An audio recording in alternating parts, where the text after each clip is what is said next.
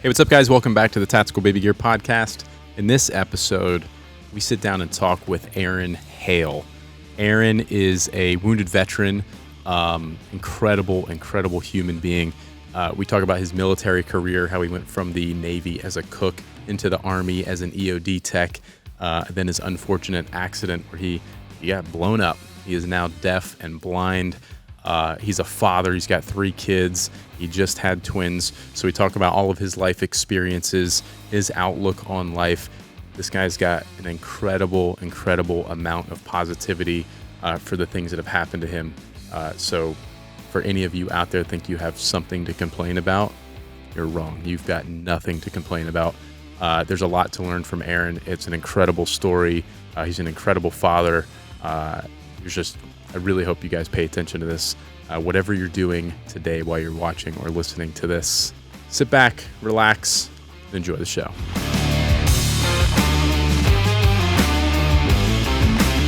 Aaron, what's up, man? How are you?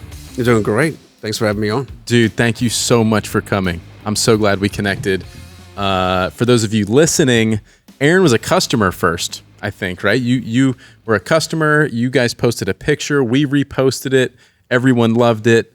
You guys reached out to us and said, hey, we'd love to be on the podcast. And we talked more with you guys, and we were like, we have got to help this guy tell his story. So here you are on the podcast. This could go any direction. Aaron, I'll let you introduce yourself. Why don't you tell these guys a little bit about yourself, who you are, what you're doing, where you've been, what's going on? Sure. Of course, I'm a dad. I'm a husband. I'm retired military. I started, I enlisted in the military in 99, and I joined the Navy as a cook. And it was funny because my entire life up till then, up until a month before I enlisted, I absolutely knew I was never going to be in the military. But I went to college. I gained my freshman 50, and then never went to class. So I realized after about 3 semesters that I needed a change. It was kind of a mutual thing. I didn't want to go back to school. The school didn't really want me back. So I burnt up too much tuition money and had to figure out what I was going to do. I needed a direction. I needed discipline. I needed a goal. I didn't really have a whole lot of ambition. I loved what I was. I loved life. I grew up with a loving family, and I just didn't know what I was going to do. No direction. So to earn some new tuition money and find direction, I decided I'd join the Navy. And I've always loved cooking. I've been cooking since I could reach over the counter. I remember in 3rd grade, I'd make a PB&J for my kid brother and a turkey and Swiss for my kid sister, and then I'd make this like triple decker ham, turkey, bologna, Swiss cheddar monstrosity that could barely close the my 18 lunchbox on. But yeah, You're in the Navy. Yeah, joined the Navy. Got to my first duty station was in shore duty in Naples, Italy, and then my next duty station 2 years later was just 45 minutes away on the command ship, the flagship for the commander of the U.S. 6th Fleet. So I was cooking for a 3-star admiral, and in my off time, actually both in my on-duty time and off-duty time, I was touring around the Mediterranean, touring around Europe, learning the culture and customs, and really loving life. I learned how to speak Italian and even knocked out a few college courses while I was in home port. But when both wars kicked off, they were in full swing, I realized that I was having a great time, but I needed to do something a little more direct, a little bit more towards the war effort. And yes, every job in the military is important, but it was just I felt a pull towards something different, and I wasn't quite there. I'd found discipline, I'd found some direction, and I picked up some new values along the way, and I always felt I was an honest, hardworking guy that just I needed direction. But then once I joined the military, I realized that I liked being in the military. It was a career calling. So instead of doing that 4 years and getting out and going to school, I decided I was going to stay. And I volunteered to go to Afghanistan, and I went from sailing around the Mediterranean with the admiral to cooking for 600-700 NATO troops in Farah, Afghanistan, in the desert. It was a huge switch, but it was awesome. I got to learn all the curse words in Farsi, and that's when I met some E.O.D technicians. E.O.D, Explosive Ordinance Disposal, is the military's bomb squad. And instantly, I'd realized that this was what I was meant to do. I had met these guys, and I started learning about what the job was. And I remember that the first interaction with them, they had this huge armored truck, and they pulled all their gear out and was doing maintenance on the truck and on their gear. And it was like a cool guy garage sale where they had bomb suits and robots and explosives and stuff. That's where you would find me on a Saturday afternoon. Yeah. So I go over there and I start talking to him, and I learned that it's a tight-knit community. It's a brotherhood. It's the technical aspect of it. It's a difficult school with a huge attrition rate.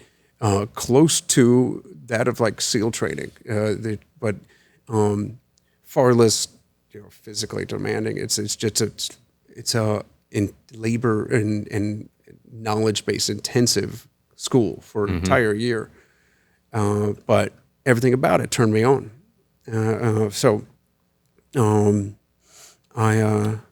Yeah, so that was your first interaction with those guys when you saw them doing maintenance on the truck. You're like, this is awesome. I want to be part of this. Oh, yeah. And then they invited you out, right? Right. They invited me out to do a controlled disposal. I was like, what are you talking about? They said, we've got some ordnance that we need to dispose of, so we're going to go blow it up. You want to come? I said, absolutely. So I loaded up in the truck. We went out to their range, which is basically just anywhere out in the desert that doesn't have people. And we found a good spot that was at the base of this mountain range. And they start piling up. They got these boxes on the outside of the armored truck, and they're pulling out rockets and bullets and landmines and stuff. And they're piling it up, and they put their C4 over top of it, and they come back to the truck, and they hand me this detonator, this like electronic transmitter. And they tell me, okay, hold this button down, say, give your fire in the hole. And I went, wait. You guys really say that? Yeah. Yeah, yell fire in the hole, and then push this button. So I do it. I press the button, red light comes on, I yell fire in the hole. And I feel so silly, and then I hit that button, the other button, and crack! This blast. The mushroom cloud goes up, and it's got there's this flat desert, and I see the blast wave coming out as a perfect circle, and it like a ghost passing through you, whoosh! And then the blast wave on the back end bounces off the mountains and comes back. So it's like kaboom, whoosh, like a freight That's train. so crazy. And I'm just standing there with my mouth wide open, probably full of dust, going, "Oh, I am so doing this." And yeah, at the time though, my rank and job in the Navy was undermanned. So they didn't want to let me go E.O.D. They didn't want to promote me. I was kind of stuck where I was. And when my contract when it came time to decide if I was going to re-enlist or not, I let my contract expire. And I went over to the Army recruiter, handed them the paperwork, and said, I want to go E.O.D. And they said, all right. There was no arguing there, and I started my training. It was awesome. Cool. Yeah. I began training to be a bomb technician. I was stationed in Watertown, New York, and soon thereafter, I was sent out to Iraq.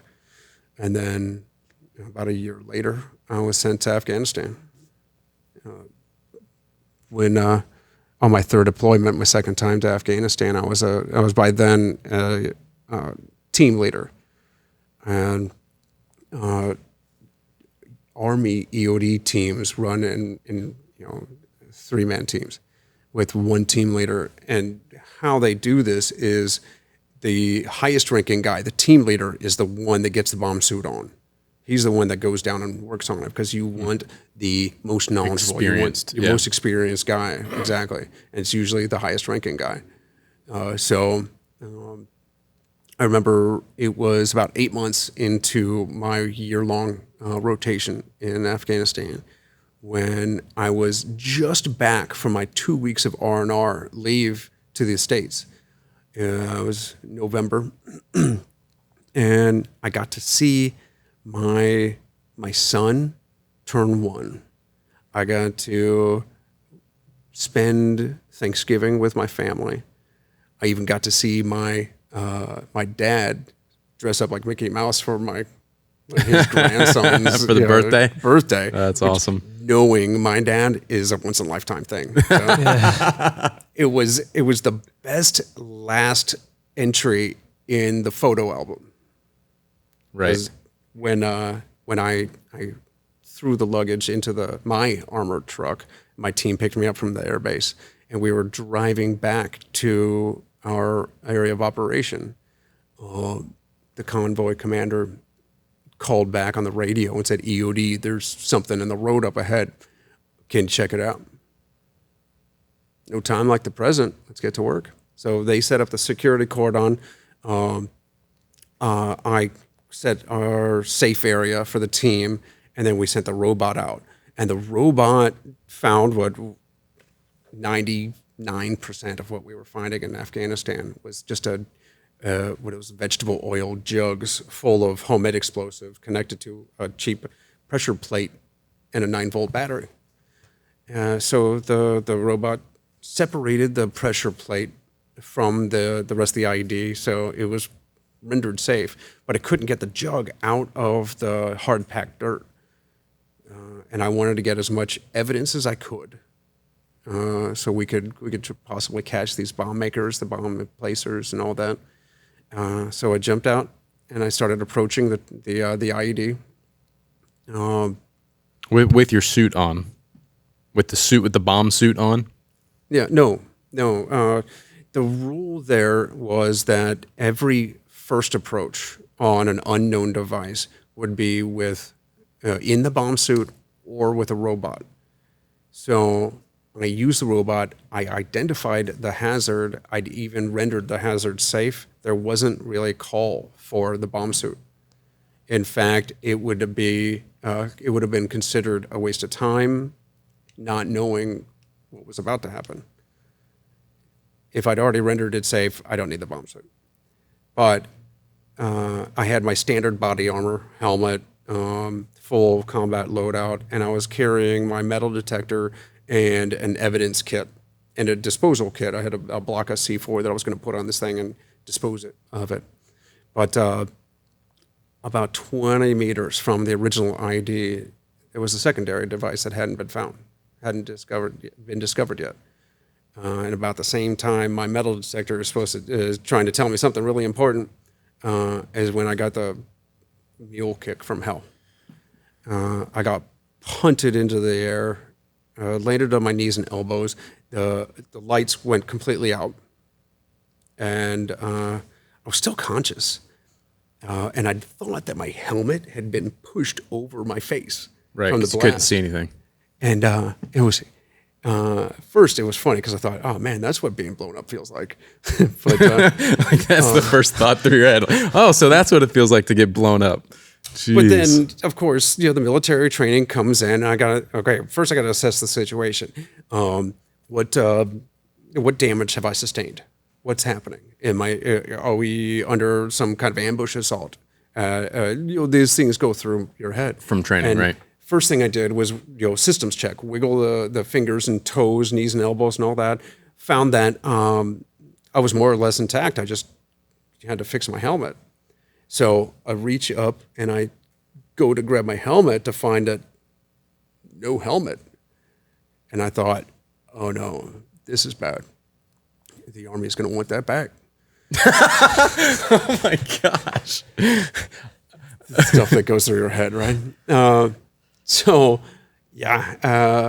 Missing a helmet, the blast had taken my helmet clean off, had taken my eye protection off, had blown out my right eye, was pretty gruesome. Hanging. Fused my eyelids together. Ugh.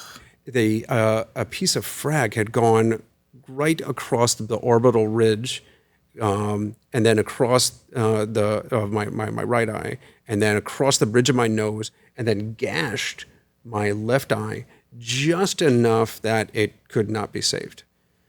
And it also blew out both my eardrums, cracked my skull in multiple places in my sinuses. So I was leaking spinal fluid right out my nose. Wow. And a piece of the metal detector, some Bakelite, the plastic, hit my jaw and ran along my jawline and stopped a couple millimeters from my carotid artery. So You are lucky to be alive, my man. oh yeah, and I don't know how. I'm lucky enough that it only hit me in the head. Yeah, you could have lost a leg. Like, We Hale boys have hard heads, so it was the best place to hit me. But I was virtually untouched from my neck down. And I don't know how that was. What I stepped on that didn't take away my legs. But I realized that the next thing that's going to happen was my team was going to clear a safe path in the danger zone, the unknown area, for the medics to get to me, so they could extract me and get onto the medevac. right. And I thought, in my perfectly thinking state, that I should probably go to them so that they didn't have to enter the danger area, probably risking, stepping on more IEDs. But I did my first zombie walk. Where am I?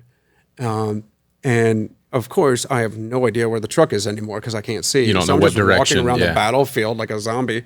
When my team run in and they grabbed me and dragged me to the safe area by my truck, medic comes out, and in about 14 minutes, because like I said, we were just from the airbase, come out the medevac chopper, and I'm on my way back to the airbase, getting fixed up, patched up. Went to Landstuhl in Germany for 24 hours, and within 48 hours, I was at Walter Reed, and I was permanently and totally blind. Yeah. So for those of you watching and or listening who can't see Aaron, and even on camera you wouldn't tell, so Aaron's blind and deaf, although you now have some hearing aid and you have regained some of your hearing. You can obviously hear me a little bit. We have to speak clearly, so you guys will hear me speaking much clearer to Aaron, but you have regained some of your hearing. Well, both eardrums were blown out, and the right ear was far there was far more extensive damage than the left ear. But I could hear. I had to get tympanoplasties or eardrum replacement, but eventually my hearing was more or less restored, and it wasn't until almost 4 years later when I contracted bacterial meningitis and I was right back in the hospital. That the rest of my hearing was stolen. It's crazy. There are so many things to unpack from Aaron's story. I mean, you guys can hear obviously how even just how positive he is, how much humor he has around it. My man stepped on an IED and got blown up. He's blind and deaf, and he's telling jokes about himself. Like, that takes a special kind of human. You are an extraordinary, you're very selfless, obviously. Like, I just got blown up. Oh, the Army wants their helmet back. Not, am I okay? I mean, come on. But I was knocked senseless. yeah. They say, literally what happened was I had lost my eyesight. I lost my sense of hearing. The blast had actually severed, for a while, I'd lost my sense of smell, and that affected my sense of taste. And if anybody's counting, that's pretty much all I've got left is my sense of humor. So that's sharp as ever. Right. But holding on by a thread. So that is kind of your story and what's happened to you and why you're kind of in the position you're in. But beyond that, you're a dad, so he just had twins recently. How old are the twins now? Yeah. So I've, like I mentioned, my son, who's now just about to turn 9. And my wife and I just had identical twins in April, boys. So, yeah, that's terrifying. Yeah. Well, Alex has identical twin boys as well. Yeah, that's what he said. It's hilarious because my wife and the rest of the family complain that they have a hard time telling them apart. That was gonna be my joke. Yeah. I was like, do you have a hard time telling them apart? Because everyone asked me that. And like, you were making jokes about it earlier. Yeah. I have a hard time telling the salt and pepper shakers apart. But Aaron's got jokes. But I actually found that I may have a slight advantage over the rest of the family when it comes to telling them apart, because my sense of touch has become maybe a little more sensitive, perhaps. Yeah, pay a little more attention. So when I'm picking the babies up, one of the boys is a little bit bigger. He's about a half a pound heavier. He's about half an inch longer. Interesting. He's just a bigger boy. So when I pick him up, I'm like, oh, this is Wyatt, or this one's Owen. But the funny thing is, of course, they're growing so fast. So right. I pick one up, and Wyatt's the bigger one. So I'll pick one up and go, oh, this one's Wyatt. And then I'll set them down. I'll pick up this one's Wyatt. Yeah, because they're heavier every day, it seems like, right? Yeah. It's every crazy. Day there's like just a bigger kid. Yeah. And I marvel at like 6 months now, these kids they're getting big. They're getting hard to carry in the car seats. Mm-hmm. Oh my gosh. Thank God for that baby carrier you have. Oh my gosh, that's awesome. Shameless plug. Shameless plug. But we did our first full family trip a few weeks ago. We went to Raleigh, North Carolina, and we were flying. And one, it's difficult enough to get a blind deaf guy through the checkpoints and security. But yeah, I had the tactical baby gear diaper bag on my back, and I had one of the babies strapped to my chest in the baby carrier. And it was awesome. Whichever baby, because we switch around, and we when we get to our seats, and diapers have to be changed and all that. And, whichever baby we put into my baby carrier would just pass out, and that was it. It was perfectly calm, and it was great, and kept hands free for bags and dragging a blind guy around the terminal. So yeah, it was a lifesaver. It worked out great. That's awesome. That makes me so happy that it's working the way I planned it. So my wife is trying to figure out how we can get a second baby carrier so I can carry both the kids. She wants you to do all the work. One in back, one in front. Man, you could probably do it. How has I guess the standard things that most parents have to deal with, bottle feeding if you're not, nursing, changing diapers. How has that dynamic worked in your household? Oh man, I thought diffusing bombs was scary. Try doing a poopy diaper without looking. I was doing one this Okay. morning, and that's literally what I was thinking about. I was like, I've got so much respect. How many wipes does it take? You see, I use my fingers like eyes, right? I just this is how I see. So I touched everything. By the way, if you find a blind guy at a buffet, just leave. You don't want that. Yeah. So doing the diapers, I'm changing to get the dirty diaper, and then I pulled out the baby wipes, and then my fingers are wet. So then I'm going to wipe the butt, and the butt is wet, and my fingers are wet, and I don't know what's baby wipe. Oh, jeez. What's the consistency, the viscosity of what's on my fingers? And so there have been some really the heinous messes. You don't do any taste testing, do you? That's not baby wipe. But yeah, it's sometimes frightening, but it's always been an adventure. And these kids it's so much fun being a daddy to these babies. It is awesome. Yeah, and they're so terrific. speaking of adventures, there's some things that I want to harp on because you are incredible.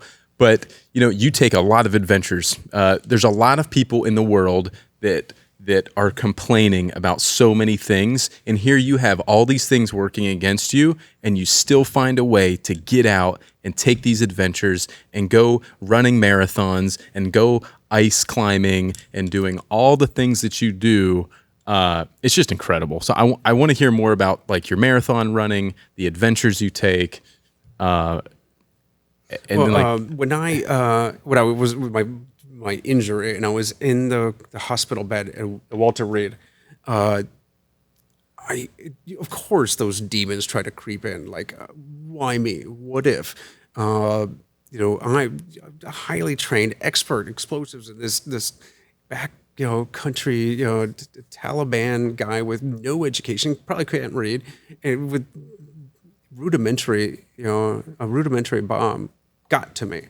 I was feeling down on myself, but between my military training, my upbringing, and the huge support of my family, they wouldn't let me feel sorry for myself, and I wouldn't either. So the first thing I did was I started to find out how was I going to be a dad? How was I going to be a soldier? Because I was still active duty. How was I going to live? How was I going to be a man without my eyes? So I started researching and typing in like the search on the internet, blind plus outdoors, blind plus running, blind plus whatever. And I found a few names kept popping up, like Eric Weinmeier is a blind man who's the only blind person who's ever climbed Mount Everest. And what I did is I sought him out, and I actually climbed a mountain in Peru with him, 18,000 foot peak in the Andes. And then I found out there was a guy, Lonnie Bedwell, who was the first blind person to kayak the entire Grand Canyon. Holy cow. And so I found him, and I went kayaking with him. That gave me goosebumps. Yeah. Good for you, man. It's so cool. What else have you done? That's impressive. And of course, it's hard to find a decent mountain to train on in Florida.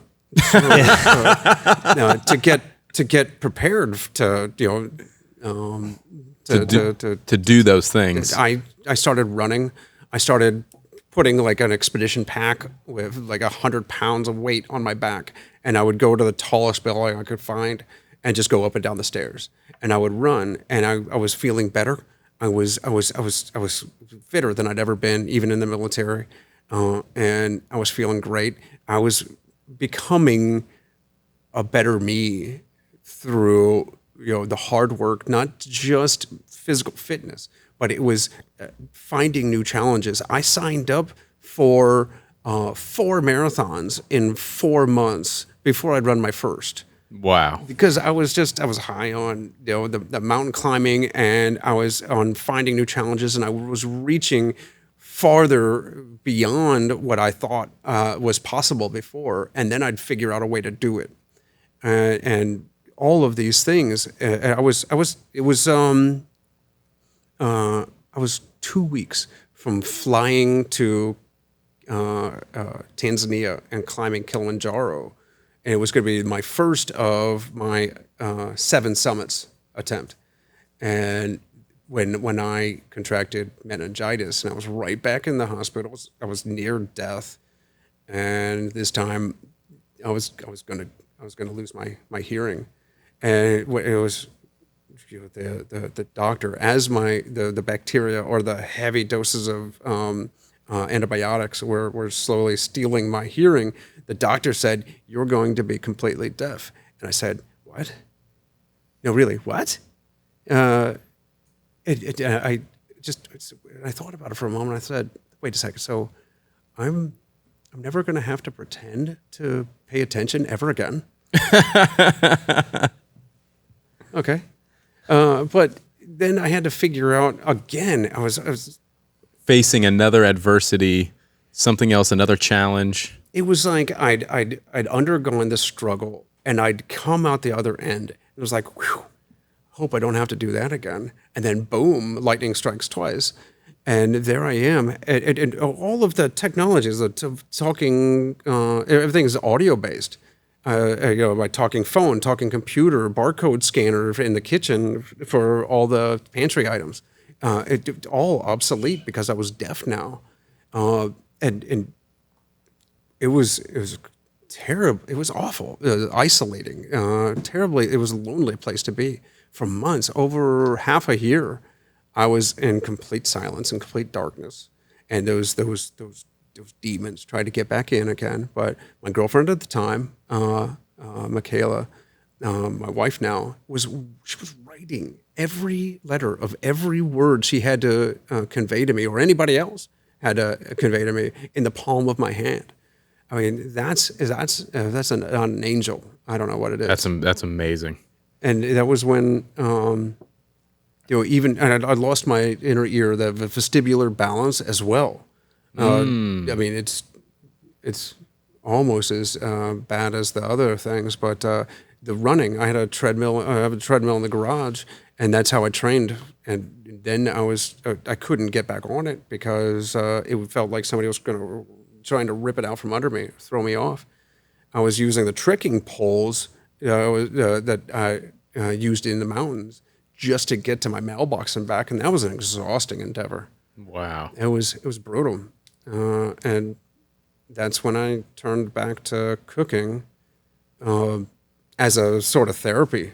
The holidays were coming. The Thanksgiving was around the corner, and of course, my girlfriend, the wife, she just wouldn't let me feel sorry for myself. And we decided we were going to have a huge feast. We're going to invite the whole family. We're going to have friends. We invited a couple of the E.O.D students from the schoolhouse. We live down the road from the schoolhouse now. And sometimes the military members, they either want to save their precious leave days, vacation days, for the big ones like Christmas and New Year's and stuff like that. So some of the students stay at the school, but the school's closed down over Thanksgiving. So we invited a few of them over to have Thanksgiving with us. So I had a turkey in the smoker, one in the oven. I had a whole ham, a whole huge spread, and I was making desserts weeks in advance. Cakes and pies and cookies and fudge. Oh my gosh, so much fudge. I would make one batch, and then right after that was done, I'd make another one. I'd throw nuts and spices. I'd take go to my bar and talk a little booze in there. And this is great.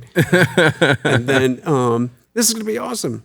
And I was coming up with different recipes. And my wife said that she saw on my face something she hadn't seen in 6 months, and that was a smile.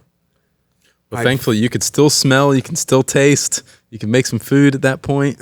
Yeah, I could. By then, it'd been about 4 years since since the blast, and I'd regained some of my sense of smell, my sense of taste. But they're all connected. And you ever do that taste test where you blindfold yourself? Yeah, it's sometimes like that where I'll taste something and go, cinnamon, and my wife go nutmeg or something like that. Right. Allspice or something like that. But eventually, I was making all this fudge, and and as it turns out, it was more fudge than any family could eat in one sitting. So my wife was sneaking it out the front door to give away, and I say sneaking, like you got to be real stealthy around a blind deaf guy. Well, But she was giving them to neighbors, she was giving it away to friends, and people started coming back and saying, "Can we buy more of this? I got a baby shower or your birthday, and would like to buy some of this fudge." And my wife would say, "Oh no, we've got plenty." And I said, "I'm the capitalist in the family. Of course you may buy it, Right. But the truth is, my wife is a savvy, business owner, entrepreneur, and soon the fudge became a business. It went from therapy to and a hobby and a passion, and it became E.O.D. Confections, or this time it's Extraordinary Delights. And Yeah. it's taken off. So that's his business. You guys started that in 2015, 2016, right? Yep. And if you guys are interested in some fudge, check out it's just fudge essentially, mostly chocolates and stuff. That's where it started, but we've expanded to chocolate covered sea salt caramels. These awesome things called gophers, which are kind of like turtles.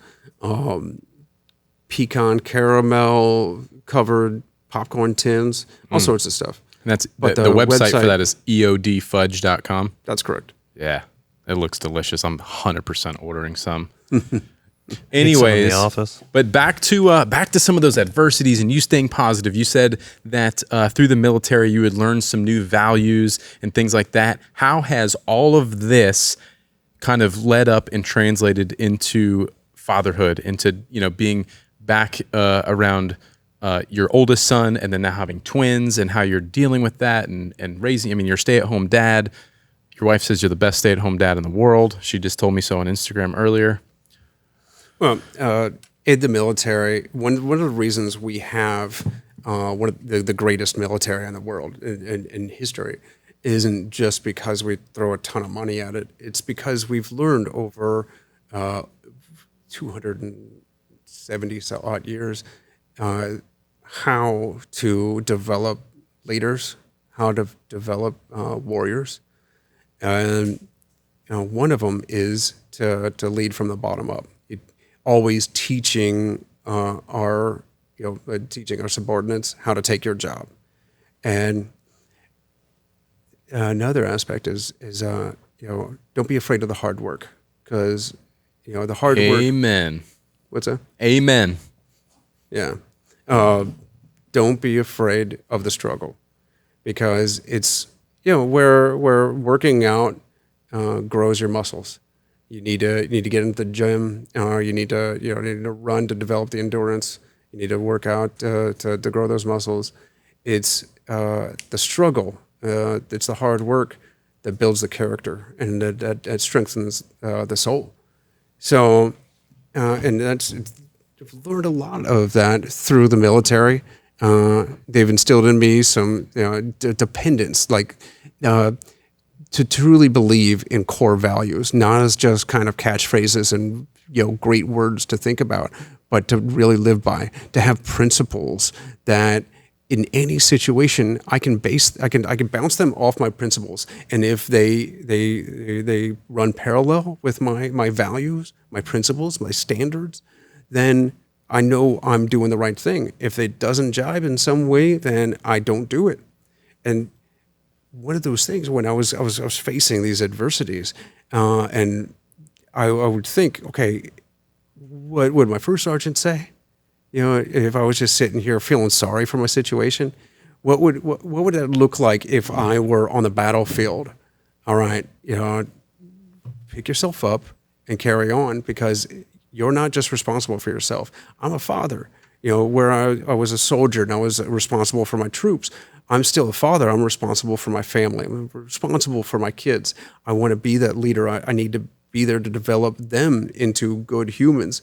And I need to be the example and not just survive, not just be some, poor guy that, had something bad to him. Now he's going to sit on the couch, feel sorry for himself, popping pills, just to make it through and wait for death.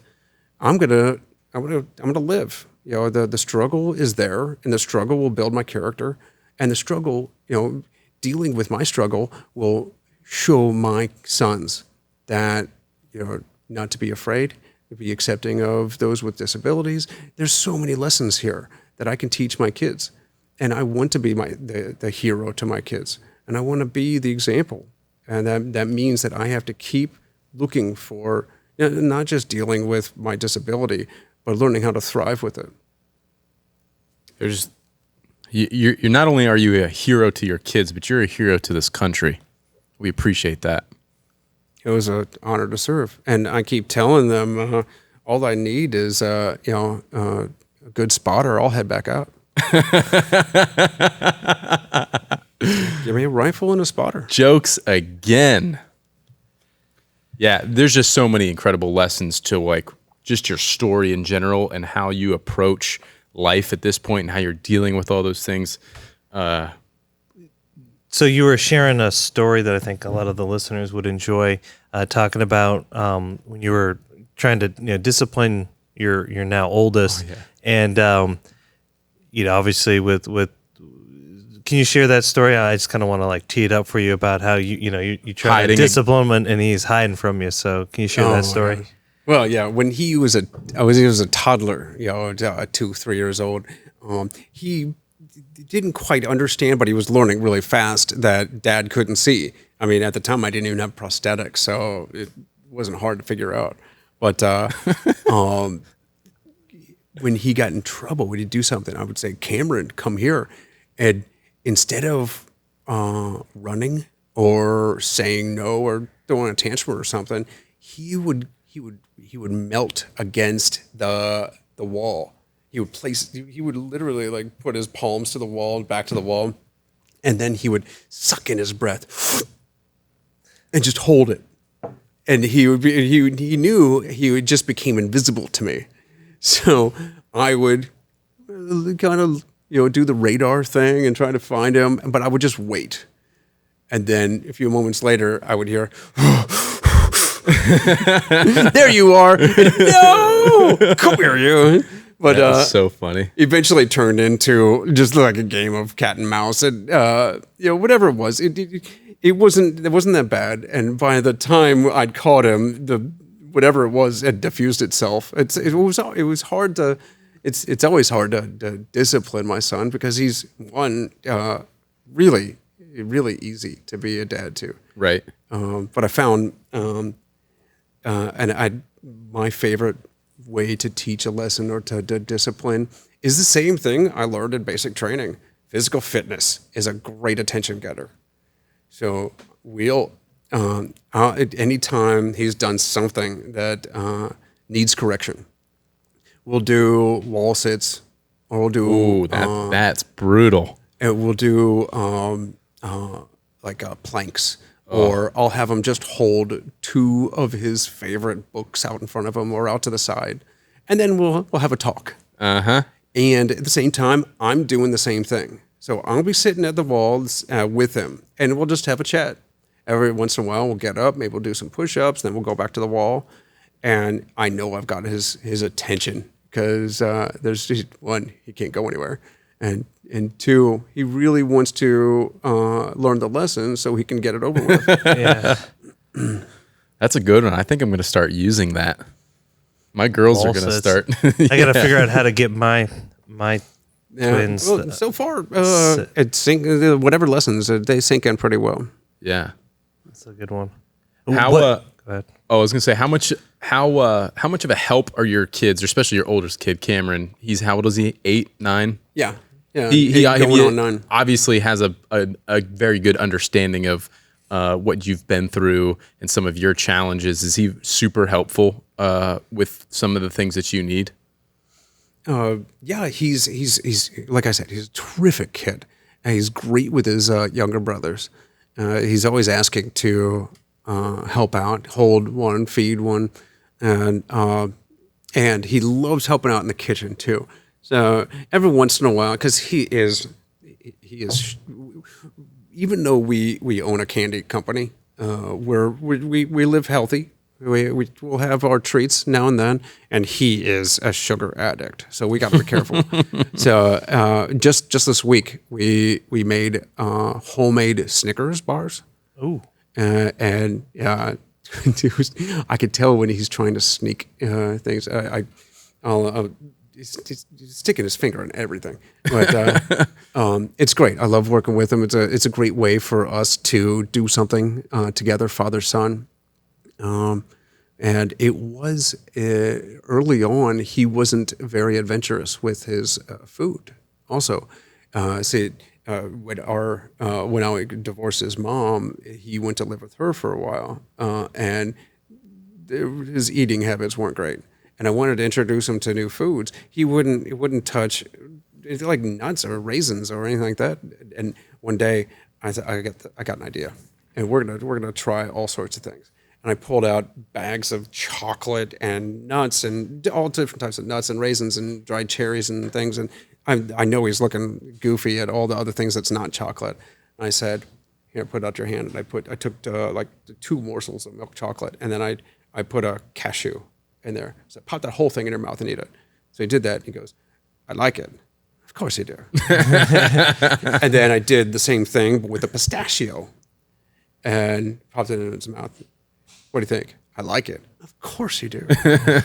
And we did it with all the like different combinations, cashew and cherries and whatever. And then we made chocolate bars, and he liked the milk chocolate with the cashew, the first one I tried. And I'm talking to him like, this is like an adventure with your mouth.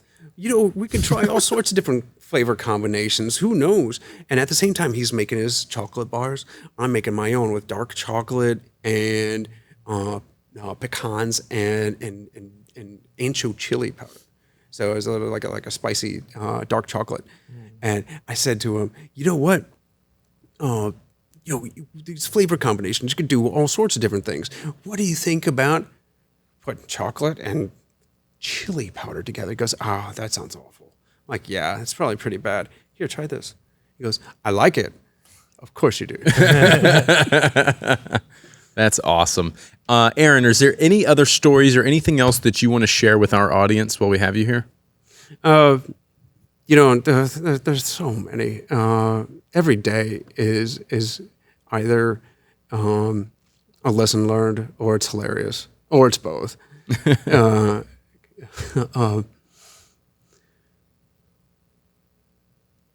don't know. I mean, anything you want. Anything about your business, anything about the kids, anything about your experience, your accident. I don't know if you call it accident, but if there's anything else you want to let them know, nothing in particular. Sure, pick something. We could go anywhere. Let's tell these guys where they can find you. On Instagram is E.O.D Confections. You guys can find Aaron on Instagram. Obviously, his website is eodfudge.com. You can order all kinds of candies and fudge and good stuff there. I'm excited to try that. What else you got, Alex? Anything? Well, I was going to say, I wanted to ask if you could leave one tidbit for a first-time parent. Advice for a first-time parent? Well, what's something you would like to instill in a first-time parent as they're welcoming, a child into the world? Anything through your life experiences that with kids and your military service and the like, what's something that you wish upon them or something you'd like to instill in them to remind them of Well, everything is about perspective. It could be, one thing could be awful until maybe you look to the person next to you and find out that whatever you're going through pales in comparison. And one thing about perspective, I remember when I was with my friend Lonnie, and I was kayaking for the first time blind. My sighted guide, was out there. We were on flat water, And first he told me, you're going to get, I'm just trying to do the basics, paddling and all that. And he goes, okay, just follow my voice, on me, on me. And it sounded like I'm paddling towards him, and it sounds like he's doing laps around me, on me, on me. I'm like, hey, if you just hold still, I would find you. And he says, I am still. You're doing donuts. Oh, perspective. But he said, listen, before I'd even gotten comfortable right side up on top of the water, he said, you're going to get comfortable upside down underwater, because at some point you're going to have to be. Right. And it's too dangerous outside the boat, like doing a wet exit is what they call it, where you pop that skirt and you go for a swim. Instead, we got to learn how to roll. But the first lesson is get comfortable underwater. And it's such a great lesson for the rest of life, is that get comfortable being uncomfortable, because the more you are, the easier, more resilient you will be to change. So I learned how to get comfortable being uncomfortable, which seems like every day something's changing anyways. And that's all about perspective. I'm ready for the next challenge. I seek out the next challenge, and I'm ready for change and ready for growth. That's great advice. Aaron, thank you for coming. Thank you for reaching out to us and coming onto the show. It means a lot to us. We appreciate you as a person, as a dad, as a hero to this country. We appreciate your service. Thank you very much. Well, thanks for having me. This was great. And thanks for that awesome gear. It's been a huge help. Awesome. Thanks, man. Our pleasure. Guys, thanks for listening. If you want to hear more from the podcast, make sure you subscribe on whichever platform you're listening on. And we'll see you in the next episode. Peace.